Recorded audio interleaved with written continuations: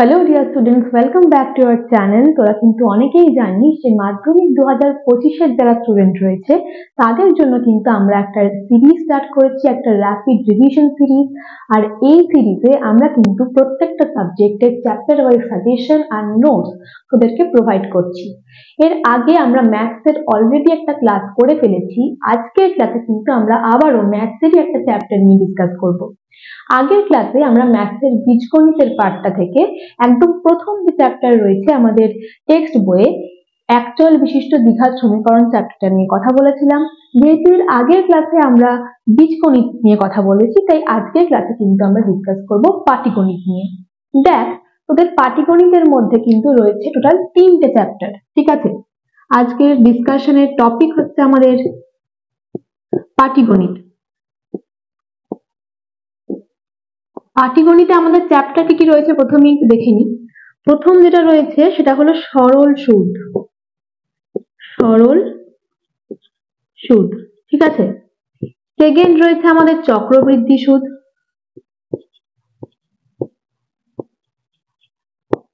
চক্রবৃদ্ধি সুদ। আর 3 নাম্বার যে চ্যাপ্টার রয়েছে আমাদের সেটা হলো অংশীদারি কারবার।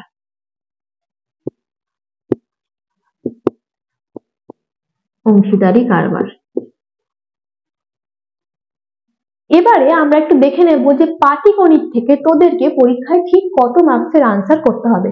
দেখ, পাটিগণিত থেকে কিন্তু তোদের আসে এমসিকিউ আসে। এমসিকিউ কটা আসে? এমসিকিউ একটাই আসবে 1 মার্কের, তার মানে 1 মার্ক, ঠিক আছে।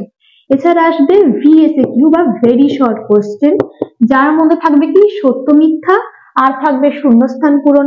এটা থাকবে দুটো থাকবে আর 1 মার্ক করে থাকবে, তাহলে হয়ে গেল 2 মার্ক। আর তোদের কি থাকবে? এসএকিউ থাকবে, মানে শর্ট আনসার টাইপ কোশ্চেন।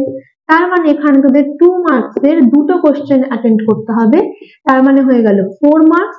আর থাকবে কি একটা এলএকিউ, মানে লার্জ আনসার টাইপ কোশ্চেন, এবং এখানে কিন্তু তোদেরকে 5 মার্কসের কোশ্চেন অ্যাটেন্ড করতে হবে। এবং এখানে তোদেরকে একটাই কোশ্চেন অ্যাটেন্ড করতে হবে, সেটা হলো 5 মার্কসের, তাহলে হয়ে গেল 5 মার্কস। তাহলে দেখ, টোটাল তোদেরকে 12 নাম্বার কিন্তু অ্যাটেন্ড করতে হচ্ছে পাটিগণিতের পার্ট থেকে। এবারে যদি এমসিকিউ, ভিএসকিউ বা এসকিউ কথা আমি বলি, তাহলে দেখবি যে এই 3টে চ্যাপ্টারের ক্ষেত্রে কিন্তু চ্যাপ্টারের শেষে একদম ভিএসকিউর জন্য শূন্যস্থান, সত্য মিথ্যা, এমসিকিউ এবং এসকিউর জন্য 2 নাম্বারের কোশ্চেন কিন্তু আমাদের অলরেডি দেওয়া রয়েছে। আমি আগেও বলেছি, আবার বলছি যে মাধ্যমিকে যে কোনো পেপারে ভালো মার্কস পাওয়ার জন্য কিন্তু কেবলমাত্র আমাদের যে টেক্সট বইটা রয়েছে সেটাই কিন্তু এনাফ।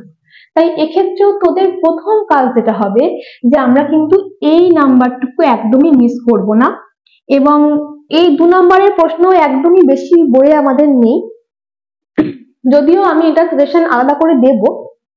তা আমি স্পেশালি যদি এই দুটোর কথা বলি, এই দুটোর জন্য তোদের প্রথম যেটা কাজ হবে যে তোদের বইয়ে, অর্থাৎ আমাদের যে গণিত প্রকাশ বইটা রয়েছে সেই বইয়ে একদম এই 3টে চ্যাপ্টারের শেষেই দেখবি এমসিকিউ, সত্য মিথ্যা, শূন্যস্থান পূরণ 3টেই কিন্তু দেওয়া রয়েছে।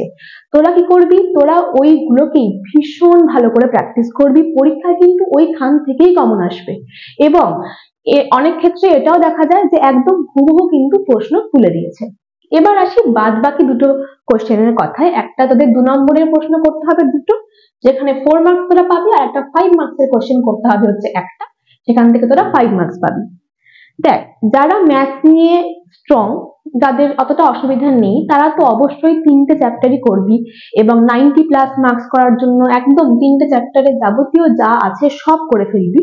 কিন্তু যাদের একটু ভয় রয়েছে যে কিভাবে একদম কম পড়ে একটা ভালো নম্বর সিকিউর করা যাবে বা পাস করে যাওয়া যাবে, তাদের জন্য কিন্তু একটু স্ট্র্যাটেজি মেনটেন করতে হবে, একটু বুদ্ধি করে কিন্তু আমাদেরকে পড়তে হবে। তোদের কি হবে, এই যে দেখ এসএকিউ যেটা রয়েছে সেটা তো আছেই, 2 নম্বরের দুটো কোশ্চেন। এই যে এলএকিউ রয়েছে এটা কিন্তু এই 3টে চ্যাপ্টার থেকে তোদেরকে দুটো 5 নাম্বারের কোশ্চেন দিয়ে দেওয়া থাকবে, সেখান থেকে তোদেরকে কিন্তু একটা করতে হবে।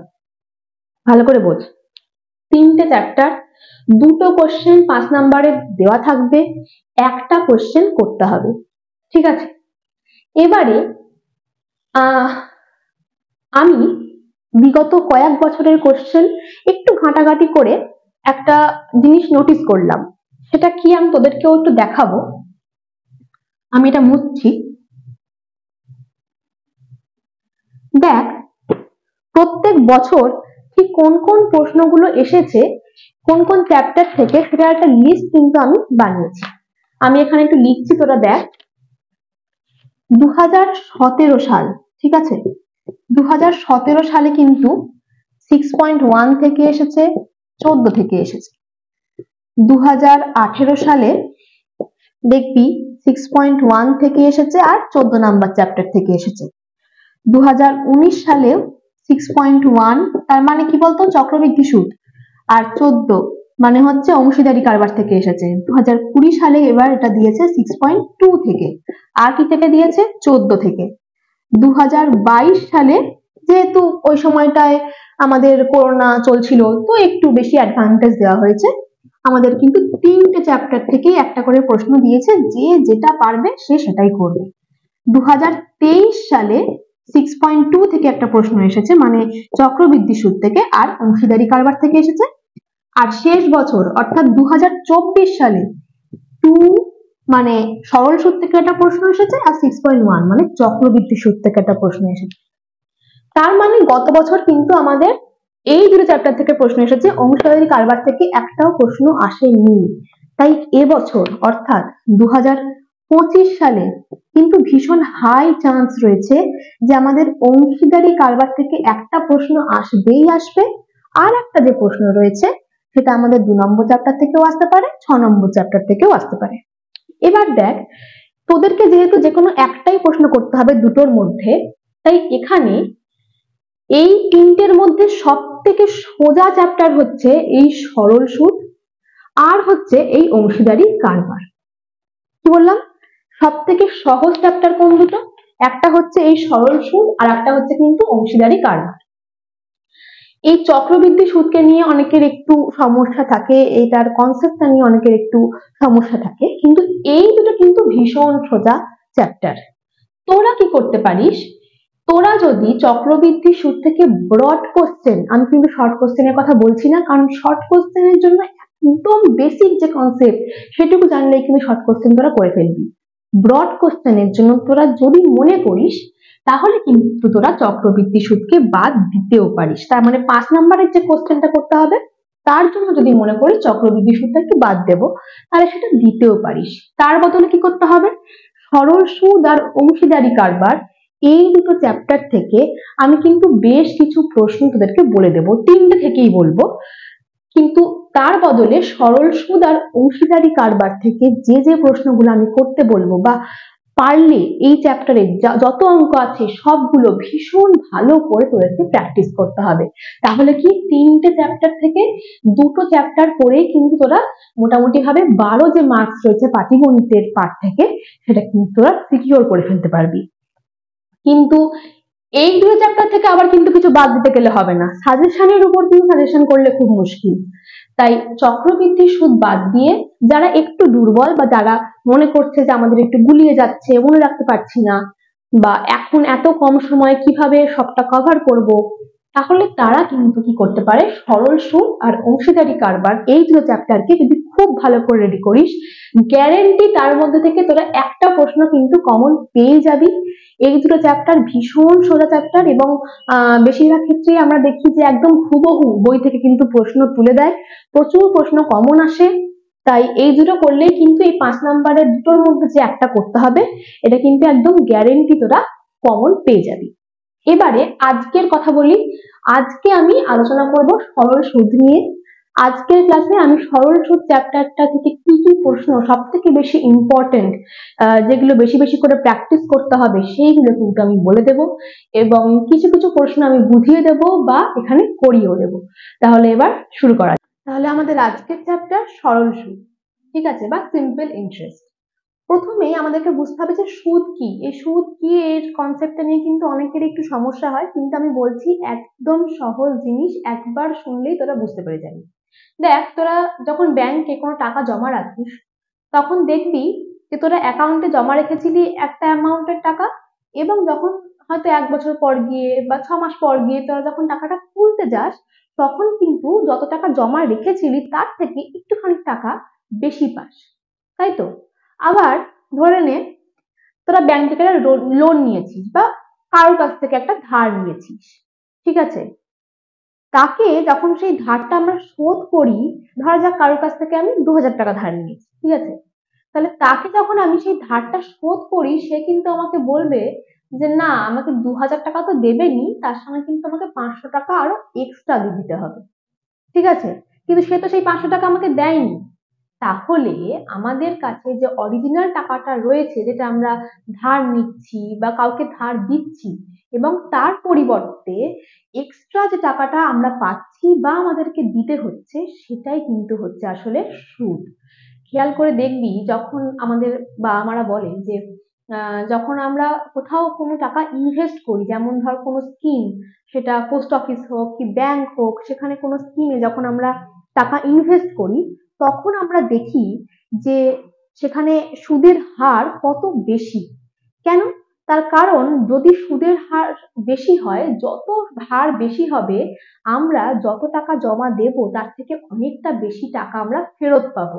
কিন্তু সেম ভাবে আমরা যখন কোথাও থেকে লোন নিই বা কারোর কাছ থেকে ধার নিই, তখন কিন্তু আমরা খোঁজার চেষ্টা করি যে কোথায় সুদের হারটা একটু কম। কেন?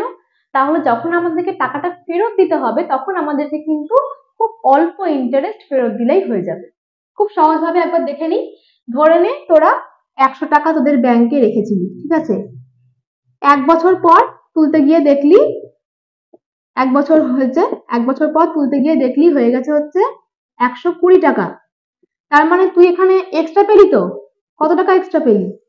তুই এখানে কিন্তু 20 টাকাটা এক্সট্রা পেলি, তাই তো? এই 20 টাকা তো তুই জমা দিস নি, তুই 100 টাকা দিয়েছিস, পেয়ে গেলি কিন্তু 120 টাকা। তাহলে তুই 20 টাকা এক্সট্রা পেলি। সিমিলারলি ধর তুই 1000 টাকা রেখেছিস, ঠিক আছে?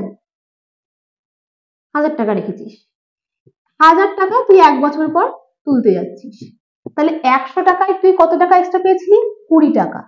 তাহলে যখন তুই 1000 টাকায় জমা রাখলি, তখন তাহলে কত টাকা এক্সট্রা পাবি? 100 টাকায় 20 টাকা এক্সট্রা পেয়েছিস, 200 টাকায় 40 টাকা এক্সট্রা পেয়েছিস, 300 টাকায় 60 টাকা, 40 টাকায় 80 টাকা, 50 টাকায় 100 টাকা। এবারে ধরা যাক তুই ব্যাংকে রেখেছিস 1000 টাকা, ঠিক আছে? তাহলে 100 টাকায় তুই 20 টাকা এক্সট্রা পেয়েছিলি। তাহলে 1 বছর পর যখন তুই 1000 টাকাটা তুলতে যাবি, তখন এরকমই 10টা 100 টাকা এর মধ্যে ঢুকে আছে, তার মানে এখানে আরো কত এক্সট্রা পাবো? 200 টাকা এক্সট্রা পাবো। 200 টাকা এক্সট্রা পেয়ে আমাদের তখন আমাদের অ্যামাউন্টটা কত হয়ে যাবে? 1200 টাকা, ঠিক আছে? এবার এই যে 100 টাকায় আমরা কত টাকা এক্সট্রা পাচ্ছি, এটার কিন্তু এক এক জায়গায় এক এক রকম হয়। দেখবি এক একটা ব্যাংকে আমরা বলতে শুনি লোকজনকে যে এই ব্যাংকে ইন্টারেস্ট বেশি, ওই ব্যাংকে ইন্টারেস্ট কম। তার মানে কি, এক একটা জায়গায় আমাদের হয় 100 টাকার উপরে এই যে যে পরিমাণ টাকাটা আমরা পাবো বা আমাদেরকে লোন নিলে শোধ করতে হবে, সেটার পরিমাণটা কোথাও বেশি, কোথাও কম। এবার এই যে টাকাটা 100 টাকার মধ্যে আমরা কত টাকা এক্সট্রা পাচ্ছি বা দিতে হচ্ছে, এটাকেই কিন্তু আমরা বলি হচ্ছে সুদের হার। এটাকেই আমরা বলবো কি? সুদের হার। বইতে কিন্তু এটা সবসময় পার্সেন্টেজ আকারে আমরা দেখতে পাবো, প্রশ্নেও দেখতে পাবি যে এত পার্সেন্ট সুদের হার বলে লেখা রয়েছে। তার মানে 100 টাকায় আমাদের সুদের হার কতটা, 100 টাকায় আমরা কত টাকা ফেরত পাবো বা কত টাকা আমাদেরকে দিতে হবে। এবার এইটা হচ্ছে কিন্তু সিম্পল ইন্টারেস্ট। এবার অনেকের একটা কনফিউশন থাকে যে সিম্পল ইন্টারেস্ট আর চক্রবৃদ্ধি সুদ, এই 6 নম্বর চ্যাপ্টারই তোদের রয়েছে চক্রবৃদ্ধি সুদ। তো এই দুটোর মধ্যে ডিফারেন্সটা কি, আমি খুব ছোট্ট করে তাদেরকে বোঝানোর চেষ্টা করছি। এক্ষেত্রে কি দেখলি যে প্রথম বছরে, তার মানে এখানে কিন্তু সুদের হার কত হলো? 20%, তাই তো? এক্ষেত্রে কিন্তু সুদের হার হয়ে গেল 20%। এই যে সিম্পল ইন্টারেস্ট, এটার ক্ষেত্রে কিন্তু আমাদের দেখতে পাচ্ছি প্রথম বছরে আমাদেরকে 20% আমাদের সুদের হারে আমার টাকাটা হয়ে গেল হচ্ছে 120 টাকা। এরকম করে যখন আরো 1 বছর আমার টাকাটা থাকবে, তখন কিন্তু আমি প্রথম যে টাকাটা রেখেছিলাম তার উপরেই আমি আবার 20 টাকা ছাড় পাবো। তার মানে এটার সঙ্গেই আমার আরো 20 টাকা যোগ হয়ে যাবে, দিয়ে হয়ে যাবে 140 টাকা। কিন্তু চক্রবৃদ্ধি সুদের ক্ষেত্রে কি হয়, প্রথম বছরে এটা হয়ে গেল হচ্ছে সিম্পল ইন্টারেস্ট, তার মানে সরল সুদ, ঠিক আছে, এটা হচ্ছে সরল সুদ। কিন্তু চক্রবৃদ্ধি সুদে কি হয়, ধরা যাক আমি রেখেছিলাম 100 টাকা, 20% ইন্টারেস্টে প্রথম বছরে আমি পেলাম হচ্ছে 120 টাকা, কিন্তু এরপর এটা আমি পেলাম হচ্ছে 20% ইন্টারেস্টে, কিন্তু এরপর যখন আমি আবার এই 120 টাকাটাকে রাখবো, তখন এক্ষেত্রে কি দেখলাম যে প্রথম যে টাকাটা রেখেছিলাম তার উপরেই কিন্তু 20% সুদটা অ্যাপ্লাই হচ্ছে। কিন্তু চক্রবৃদ্ধি সুদে আমাদের কিন্তু প্রথম অ্যামাউন্টের উপরে 20% টাকাটা অ্যাপ্লাই হবে না, তার উপর হবে 1 বছর বাদে আমরা সুদে আসলে যে টোটাল টাকাটা পেলাম 120 টাকা, এর ওপর আমাদের আরো 20% সুদ কিন্তু অ্যাপ্লাই হবে। তার মানে এর 20%, এইটার 20% আমাদেরকে পেতে হবে। এবার 120-র 20% কত, হিসাব কর, 120 ইন্টু 20/100, কেটে গেল 24 টাকা। তার মানে এবার যখন আমি টাকাটা পাবো সেটা হয়ে যাবে কত, 120 প্লাস 24, 144 টাকা। তার মানে কোথাও যদি চক্রবৃদ্ধি সুদ অ্যাপ্লাই হয় সেক্ষেত্রে কিন্তু আমরা অনেকটা বেশি অ্যামাউন্ট পাই, বা আমাদেরকে ফেরত দেওয়ার ক্ষেত্রে অনেকটা বেশি অ্যামাউন্ট ফেরত দিতে হয়, কিন্তু সিম্পল ইন্টারেস্ট বা সরল সুদের ক্ষেত্রে কিন্তু সেটা কম হয়। তাহলে এই যে নিয়ম, এটাকে কিন্তু বলে চক্রবৃদ্ধি সুদ। কি বলে, চক্রবৃদ্ধি সুদ। তাহলে বেসিক ডিফারেন্স তো সবাই বুঝতে পারলে আশা করি, আমি আবার রিপিট করছি। সিম্পল ইন্টারেস্টে কি হয়, আসল যে টাকাটা থাকে, একদম প্রথম যে টাকাটা আমরা ইনভেস্ট করছি বা লোন নিচ্ছি বা ধার নিচ্ছি, সেটাকে আমরা কি বলবো, আসল বলবো। এবং ঠিক আছে, তা সরল সুদের ক্ষেত্রে কি হয়, এই যে আমাদের সুদের হার বা ইন্টারেস্ট, এটা কিন্তু আমাদের এই বারবার করে এই আসল যে অ্যামাউন্ট তার উপরেই অ্যাপ্লাই হয়। প্রথমবার 20% দিয়ে আমি 120 টাকা পেলাম, 120 টাকার পরে আমি আবার এখানে 20% সুদ পাবো, 20% হারে আমি সুদ পাবো, এবং সেটা হয়ে যাবে কত, 140 টাকা। কিন্তু চক্রবৃদ্ধি সুদের হারের উপর কি হয়, প্রথম বছরের জন্য আমি যেটা আমার আসল তার উপরে 20% পেয়ে 120 পাবো, কিন্তু যেই আমি এটাকে আর এক বছর রাখতে যাব তখনই কিন্তু আমার সেটা এই যে 120 টাকাটা আমি পেয়েছি তার 20% আমি পাবো। তার মানে কি, 120-র 20% মানে হচ্ছে 24 টাকা, তার মানে আমি টোটাল 144 টাকা পাবো। তো এটাই হচ্ছে চক্রবৃদ্ধি সুদের একদম বেসিক কনসেপ্ট, ঠিক আছে। এবার দেখ, এই সুদের অঙ্ক করতে গেলে কিন্তু আমাদের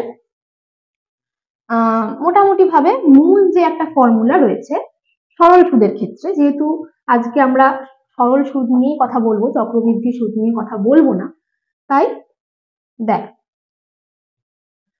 সরল সুদের অঙ্কগুলোকে সলভ করার জন্য কিন্তু আমরা মূলত একটাই ফর্মুলা দেখতে পাবো।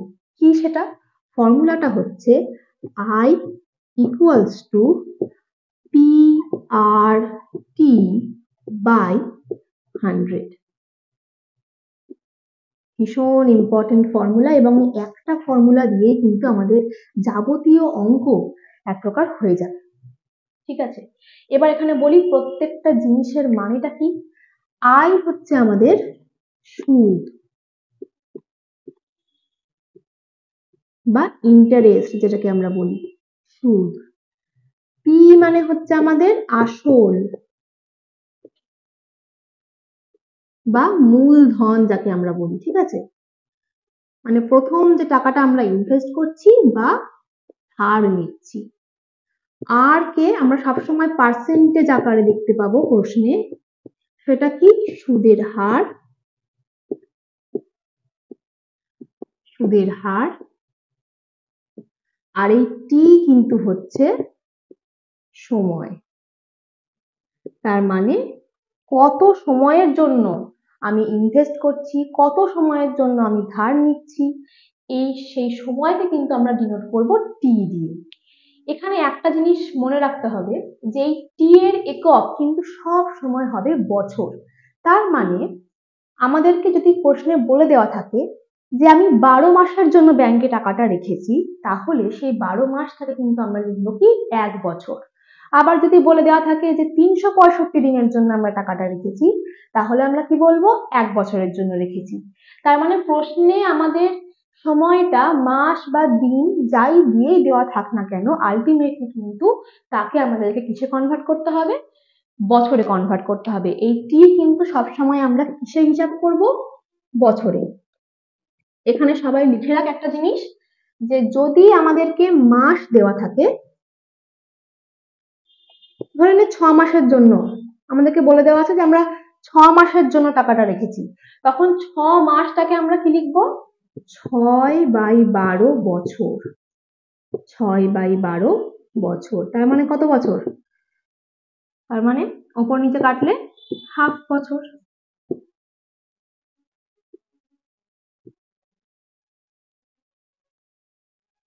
আবার ধর বলে দেওয়া রয়েছে যে 30 দিনের জন্য আমরা টাকা রেখেছি, ঠিক আছে, 30 দিন, সেক্ষেত্রেও কিন্তু আমরা কি লিখবো, 30/365 বছর। তার মানে আমাদের যদি মাস দেওয়া থাকে, তাহলে মাসকে যদি আমাদের বছরে কনভার্ট করতে হয়, মাস থেকে যদি আমাদেরকে বছরে যেতে হয়, তাহলে আমাদের কি করতে হবে, ভাগ 12 করতে হবে। আর যদি আমাদের দিন দেওয়া থাকে, তাহলে সেখান থেকে যদি আমাদেরকে বছরে যেতে হয়, তাহলে আমাদের কি করতে হবে, ডিভাইডেড বাই 365। কিন্তু ক্যালকুলেশন কিন্তু আমরা সবসময় করব বছর দিয়ে। এবার দেখ, আমাদেরকে যদি কোশ্চেনে এই আসল বলে দেওয়া থাকে, সুদের হার বলে দেওয়া থাকে, কত সময়ের জন্য আমরা ইনভেস্ট করছি বা লোন নিচ্ছি সেটা যদি বলে দেওয়া থাকে, কি যদি বলে দেওয়া থাকে, এবং তারপরে আমাদেরকে যদি জিজ্ঞেস করা হয় যে সুদ তাহলে তোমরা কত পাবো বা আমরা সুদ হিসাবে কত টাকা পাবো, তখন কিন্তু আমরা কি করব, জাস্ট এই পি আর টি এর মানটা বসিয়ে দেব, আয় এবং উপর নিচে কাটাকুটি করব, তাহলে কিন্তু আমাদের আয় বা ইন্টারেস্ট মানে সুদটা বেরিয়ে যাবে। ঠিক একই রকম ভাবে আমাদেরকে যদি আয় বলে দেওয়া থাকে এবং সেক্ষেত্রে আমাদেরকে পি আর বা টি এর মধ্যে কিছু একটা বের করতে বলে, তখনও কিন্তু আমরা যার ভ্যালুগুলো বলে দেওয়া থাকবে তাকে বসিয়ে দেব, তারপর আমরা বজ্রগুণন করব, কাটাকাটি করব এবং আমাদের কিন্তু উত্তরটা পেয়ে যাব। আশা করি এই পর্যন্ত সকলেরই ক্লিয়ার হয়েছে। এবার আমি বেশ কিছু প্রশ্ন তোদের বই থেকেই একটু আলাদা করে মার্ক করে রেখেছি, যেগুলো কিন্তু পরীক্ষার জন্য ভীষণ ইম্পর্টেন্ট, বারবার করে আমরা পরীক্ষায় রিপিট হতে দেখেছি। ঠিক আছে, তো আগে আমি সেই প্রশ্নগুলো এখানে লিখে দিচ্ছি, তারপর আমি তার মধ্যে থেকে কিছু বুঝিয়ে দেব বা বোর্ডে করে দেব। তাহলে শুরু করা যাক।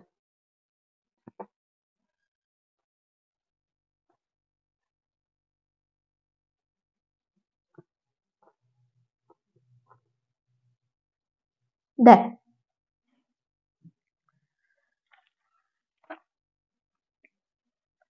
প্রথমে আমি 2 মার্কসের জন্য কিছু প্রশ্ন বলে দিচ্ছি। 2 মার্কসের জন্য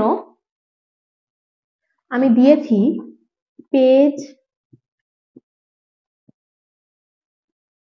38-এর 17,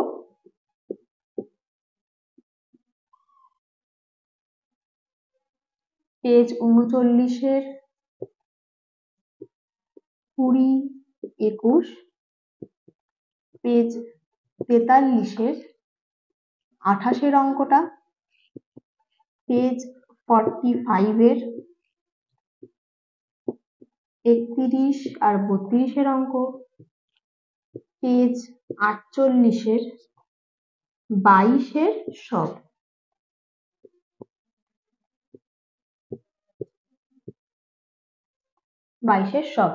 ঠিক আছে, এগুলো গেল 2 মার্কসের জন্য। এবার আমি এখানে 5 মার্কসের জন্য বলে দিচ্ছি।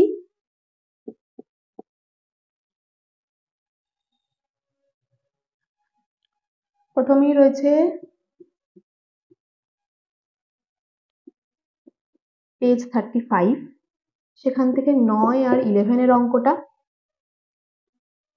এরপরে রয়েছে পেজ 39-এর 15-এর অঙ্ক, পেজ 38-এর 18-এর অঙ্ক,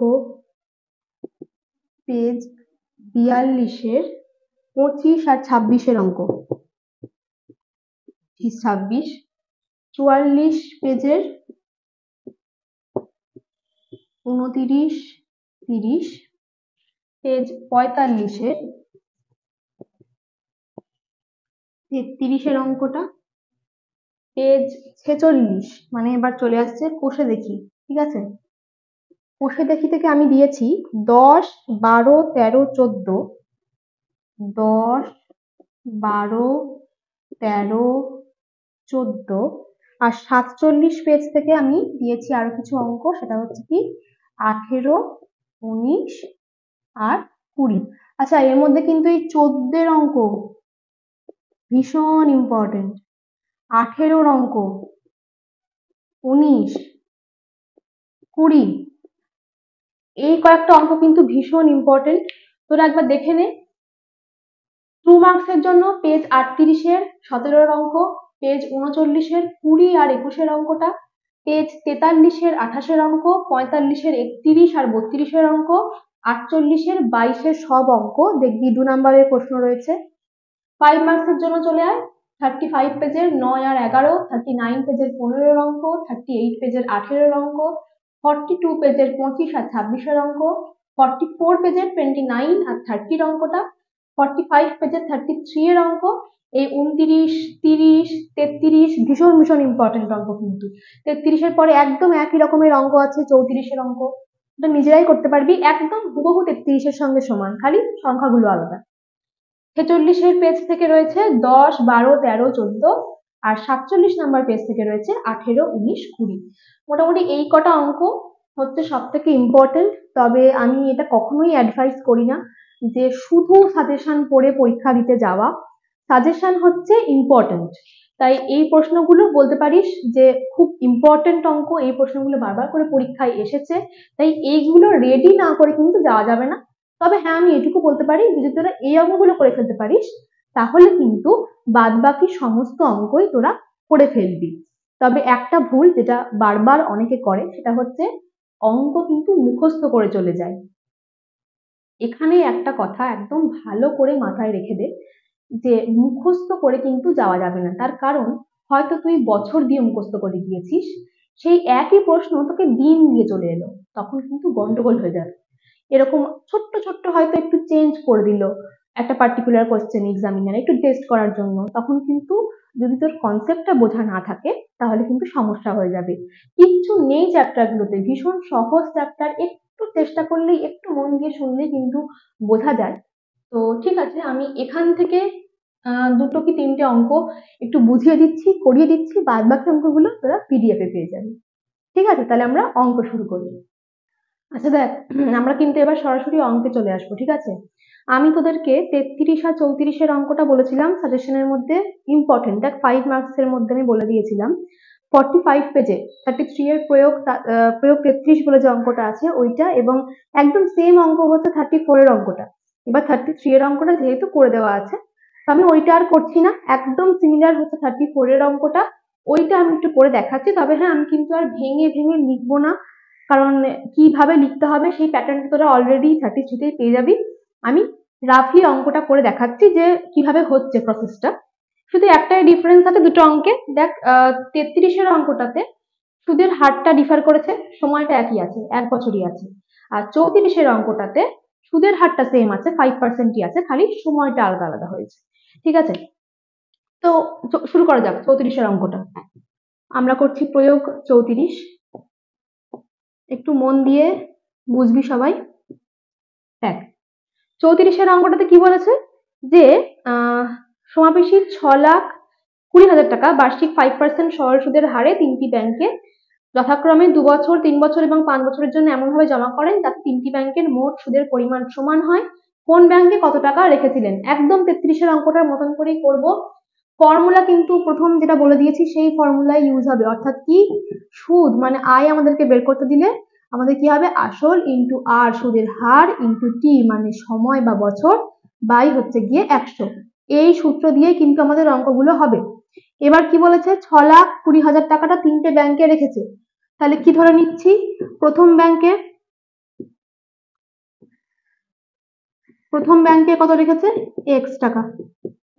ঠিক আছে, দ্বিতীয় ব্যাংকে ওয়াই টাকা, আর তৃতীয় ব্যাংকে রেখেছে হচ্ছে জেড টাকা। ঠিক আছে, তিনটে ব্যাংকে তিনটে টাকা রেখেছে। এবার কি বলেছে, প্রথম ব্যাংকে রেখেছে 5% সুদের হারে 2 বছর, তাহলে প্রত্যেকটা ব্যাংকে কত সুদ পেয়েছে সেটা হিসেব করব। প্রথম ব্যাংকে সুদ, প্রথম ব্যাংকে সুদ, সুদ বের করার ফর্মুলা কি? P R T by 100। তাহলে পি মানে কি? কত টাকা রেখেছিল, আসল কত টাকা রেখেছিল, এক্স টাকা, কত পার্সেন্ট সুদের হারে, 5% সুদের হারে, কত বছরের জন্য, 2 বছরের জন্য, বাই 100, এত টাকা। কত হয়? 10x by 100। আমি জানি এখানে কাটাকুটি যাবে, তাও কাটবো না, সেটা পরে বুঝতে পারবি কারণটা। দ্বিতীয় ব্যাংকে সুদ, সেম ভাবে দেখ কত টাকা রেখেছিল, ওয়াই, 5% সুদের হারে 3 বছরের জন্য রেখেছিল, বাই 100। তাহলে কত হয়ে গেল? 15y বাই 100 টাকা। আর লাস্ট তৃতীয় ব্যাংক, তৃতীয় ব্যাংকে কত টাকা সুদ পাবো? আবার একই ফর্মুলা, জেড টাকা রেখেছিল 5% সুদের হারে 5 বছরের জন্য, তাই তো, বাই 100 টাকা। কত হয়ে গেল? 25z বাই 100 টাকা। চলে আয় নেক্সট পার্ট। কি বলছে প্রশ্নে? বলে দেওয়া আছে দেখ, যে তিনটে ব্যাংকেই যে আমরা সুদ পেয়েছি তার পরিমাণটা হচ্ছে সমান। তাই আমি কি লিখবো? বাই কন্ডিশন, আমি শর্টে লিখছি, পরীক্ষায় কিন্তু ভাষায় লিখতে হবে, যে প্রশ্নানুসারে তিনটে ব্যাংকের সুদকে সমান বলছে। প্রথম ব্যাংক থেকে পেয়েছিলাম 10x বাই 100 টাকা সুদ, দ্বিতীয় ব্যাংক থেকে পেয়েছিলাম 15y বাই 100 টাকা সুদ, তৃতীয় ব্যাংক থেকে পেয়েছিলাম 25z বাই 100 টাকা। মাঝখানে ইকুয়াল সাইন আছে, 100 গুলো কেটে গেল, ওপরের 10, 15, 25 কে 5 দিয়ে ভাগ যাবে, কি হয়ে যাবে? 2x equals to 3y equals to 5z। এটাকে কি ধরে নেবো? কে। একদম পুরোপুরি 33 এর যে অঙ্কটা আছে সেটারই রেপ্লিকা বলা যায়। এখান থেকে কিসের মান বের করব? x, y আর z এর মান। ঠিক আছে, বেরিয়ে গেল। কিন্তু এবারে x, y, z এর মানটা আমরা কোথায় বসাবো? প্রথমেই দেখলাম যে 6,20,000 টাকা তিনটে ব্যাংকে রেখেছিলাম, তাহলে x plus Y plus Z এইগুলোর যোগফলই কিন্তু হচ্ছে এই 6,20,000। এবার দেখ এক্স ওয়াই জেড এর মান আমরা আগেই বের করে রেখেছি কে এর সাপেক্ষে, এই দেখ এক্স ওয়াই জেড এর মান। এবার আমাদের কাজ শুধু এই এক্স ওয়াই জেড এর মানটাকে বসিয়ে দেওয়া, K by 2, K by 3 plus K by 5 equals to 6,20,000 টাকা। লসাগু কর, নিচে হয়ে গেল 30, 15k plus 10k plus 6k equals to 6,20,000, এদিকটা সেম আছে এখনো, যোগ করে দে, কি হয়ে যাবে? 31k ইকুয়ালস টু, এখানে 6,20,000 থাকলো, 6,20,000 থাকলো ইন্টু 30। এবার দেখ 31 দুগুণে 62 হয় না? তাহলে আমরা কাটাকুটি করে দেবো, কি হয়ে যাবে? 20,000। গুণ করে দে, কত হয়ে গেল? 6 লাখ। ঠিক আছে, তাহলে কে এর মান আমাদের কত বেরিয়ে গেল? 6 লাখ। কিন্তু আমাদেরকে কি চেয়েছে? আমাদেরকে চেয়েছে প্রত্যেকটা ব্যাংকে আমরা কত টাকা করে রেখেছি। তাহলে এক্স টাকা, ওয়াই টাকা, জেড টাকা করে রেখেছিলাম। এই দেখ এখানে এক্স এর মান আমরা বের করে রেখেছি, এক্স ওয়াই জেড এর মান ওয়াই এর সাপেক্ষে, সরি কে এর সাপেক্ষে। তাহলে আমরা কি করব? এক্স ইকুয়ালস টু আমাদের কত হবে? কে এর জায়গায় কত বসবে? 6 লাখ। কে এর জায়গায় কত বসবে? 6 লাখ। বাই কত আছে নিচে? 2। 6 লাখকে 2 দিয়ে ভাগ করলে কত হয়? 3 লাখ, তাই তো, 3 লাখ টাকা। সেম ভাবে, একদম সেম ভাবে ওয়াই, ওয়াই এর মান দেখ বলা আছে কে বাই 3, তার মানে 6 লাখকে 3 দিয়ে ভাগ হবে, তাহলে কত হয়ে যাবে? 2 লাখ। 2 লাখ হয়ে গেল। লাস্ট কি? জেড এর মানটা পড়ে আছে, কে এর জায়গায় আবার 6 লাখ বসিয়ে দে, 5 দিয়ে ভাগ করে দে, কত হয়ে যাবে? 1,20,000, তাই তো। তাহলে দেখ এক্স ওয়াই জেড এর মান কিন্তু বেরিয়ে গেল, এটাই হচ্ছে আমাদের কি? উত্তর। এবার কি করে বুঝবি যে উত্তরটা ঠিক হয়েছে? X Y Z k plus করে আমরা 6,20,000 পাচ্ছিলাম না? তাহলে এখানে যোগ কর এক্স ওয়াই জেড, 3 লাখ আর 2 লাখ 5 লাখ আর 1,20,000 6,20,000 হয়ে গেল। ভীষণ সিম্পল, একদম 33 এর অঙ্কটার মতন করেই লেখাটা হবে, আমি আর করে দেখালাম না। আশা করি তোরা এই অঙ্কটা সবাই বুঝতে পেরেছিস। একবার ঝট করে সবাই দেখে নে, প্রথম ব্যাংক, দ্বিতীয় ব্যাংক, তৃতীয় ব্যাংকে কত টাকা রেখেছিলাম ধরে নিলাম, প্রত্যেকটা ব্যাংকে কত পার্সেন্ট হারে কত বছরের জন্য আমরা টাকা রেখেছি বলে দেওয়া আছে, সেই অনুযায়ী সুদ বের করে নিলাম, প্রশ্ন অনুযায়ী সুদগুলোকে সমান করে এক্স ওয়াই জেড এর মান বের করলাম একটা, আবার X Y Z, X plus Y plus Z এর মোট মানটা হচ্ছে 6,20,000, সেখান থেকে আমরা কে এর মান পেয়ে গেলাম, লাস্টে XYZ এর মান বেরিয়ে গেল। ভীষণ সোজা অঙ্ক, কারোর আশা করছি কোনো অসুবিধা নেই। এরপরে আমরা, আচ্ছা এই অঙ্কটা কিন্তু 5 মার্কসের জন্য, সবাই লিখে নে, 5 মার্কসের জন্য আসবে, ঠিক আছে। এরপরে আমরা চলে যাব পরবর্তী অঙ্কে। দেখ 14 অঙ্কটা আমি বলেছি খুব ইম্পর্টেন্ট, বসে দেখি 2 এর পেজ 46 এ আছে। তাহলে আমরা এবার করব হচ্ছে 14 অঙ্ক, চলো।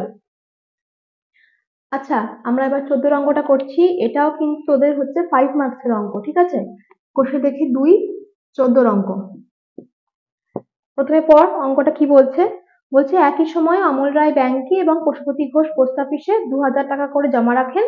3 বছর পর তারা সুদসহ যথাক্রমে 2360 টাকা ও 2480 টাকা ফেরত পান। ব্যাংক ও পোস্ট অফিসের বার্ষিক শতকরা সরল সুদের হারের অনুপাত কত হবে হিসাব করে লিখি। আচ্ছা অমল রায় আর পশুপতি ঘোষ দুজনেরই আসলটা কত, 2000। আচ্ছা প্রথমে আমরা অমল রায়ের কথা বলছি। অমল, আমি লিখছি না, ঠিক আছে, আমি শুধু অঙ্কটাই করে দিচ্ছি, রাফলি লেখার কাজগুলো কিন্তু তোরা নিজেরা করে নিবি। অমল রায় রেখেছিল 2000, ফেরত পেয়েছে কত, 2000 টাকা রেখেছিল, এবং সেটা ক বছরের জন্য রেখেছিল, 3 বছরের জন্য। 3 বছর, 3 বছরের জন্য রেখেছিল, 3 বছরের জন্য রেখে কত টাকা ফেরত পেয়েছে, 2360 টাকা ফেরত পেয়েছে। আচ্ছা এইটা হচ্ছে তার মানে সুদ আসল, এইটা হচ্ছে তার মানে আসল, তার মানে অমল রায়ের সুদ কত, সুদ কত পেল, 2360, সেখান থেকে আমরা কোনটা 2000টা বাদ দিয়ে দেবো, তাহলে কত হয়ে যাবে, দেখ 360 টাকা, ঠিক আছে, 360 টাকা। তাহলে 3 বছরের জন্য 2000 টাকা রেখে 360 টাকা পেয়েছে। আমাদেরকে কি করতে বলেছে, ব্যাংকের সুদের হার কত বের করতে বলেছে। আবারও same formula, I equals to PRT by 100। এবার এই ফর্মুলায় আমাদেরকে এখানে কি বের করতে বলেছে, আর বের করতে বলেছে। এবার আর আমরা কি করে বের করবো, দেখ 100 ইন্টু I গুণ হয়ে গেল বাই PT, তাই তো।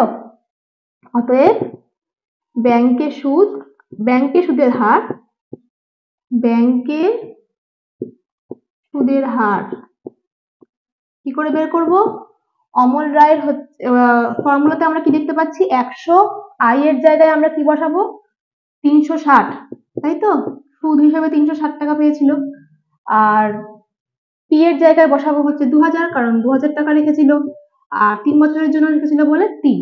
এবার আমরা কি করব, সিম্পলি এটাকে কাটাকুটি করে দিচ্ছি, 3 বারং 36, 2 6, উত্তর হচ্ছে 6%। তাহলে ব্যাংকে সুদের হার হয়ে গেল 6%। সিমিলারলি এই যে পশুপতি ভদ্রলোক, ইনিও কিন্তু 2000 টাকাই রেখেছে, 2000 টাকাই রেখেছে, এবং কি বলেছে 3 বছরের জন্য, এও 3 বছরের জন্য রেখেছে, কিন্তু কি এই ইন্টারেস্টটা একটু বেশি পেয়েছে, 2480 টাকা পেয়েছে। তাহলে এর সুদ কত, এর সুদ কত, কত টাকা সুদ হিসাবে পেয়েছে আমরা দেখব, 2480, সেখান থেকে মাইনাস করে দেব হচ্ছে আমরা 2000, কত হয়ে গেল 480 টাকা। একইভাবে আমরা কি বের করব, তাহলে পোস্ট অফিসে সুদের হার, আমি একদম শর্টে লিখছি, সুদের হার এই একই ফর্মুলা, 100 I মানে সুদ হচ্ছে এর ক্ষেত্রে 480 টাকা, আর দেখ পি মানে আসলটা হচ্ছে একই 2000 টাকাই, কারণ 2000 দুজনেই 2000 টাকা করে রেখেছিল, আর 3 বছরের জন্যই রেখেছিল। 3 কেটে গেল, 3 16 48, 2 দিয়ে কাটলে 8, হচ্ছে 8%। তাহলে ব্যাংকে সুদের হার হচ্ছে 6%, পোস্ট অফিসে সুদের হার হচ্ছে 8%। তাহলে আমাদেরকে কি বের করতে বলেছে, আমাদেরকে বলেছে ব্যাংক আর পোস্ট অফিসের বার্ষিক শতকরা সরল সুদের হারের অনুপাত। তাহলে আমরা অনুপাত লিখে দেব, এটা হচ্ছে bank is to post office, post office কত হলো 6:8, 2 দিয়ে করলে 3:4, এই হচ্ছে আমাদের উত্তর। আচ্ছা এখানে কিন্তু কেউ 8:6 লিখবি না, মানে উত্তরটা কিন্তু 3:4ই হবে, 4:3 কিন্তু হবে না। কেন? তার কারণ ব্যাংক যেহেতু আমাকে প্রথমে বলেছে, তাই ব্যাংক প্রথমে রাখতে হবে, তারপরে যেহেতু আমাকে পোস্ট অফিস বলেছে, তাই আমাকে পরে পোস্ট অফিস রাখতে হবে। খুবই সোজা একটা অঙ্ক। আমাকে বলে দিয়েছিল যে দুজনেই ব্যাংক আর পোস্ট অফিসে কত টাকা করে রেখেছে, কত বছরের জন্য রেখেছে। তারপরে বলে দিয়েছে যে ব্যাংকে যে রেখেছিল সে কত টাকা পেয়েছে 3 বছর পর সুদে আসলে, আর পোস্ট অফিসে যে রেখেছিল সে 3 বছর পর সুদে আসলে কত টাকা পেয়েছে। তাহলে আমরা সেখান থেকে যে আমাদের মূলধন সেটাকে বাদ দিয়ে আমরা ব্যাংকের জন্য সুদ পেয়ে গেলাম, পোস্ট অফিসের জন্য সুদ পেয়ে গেলাম।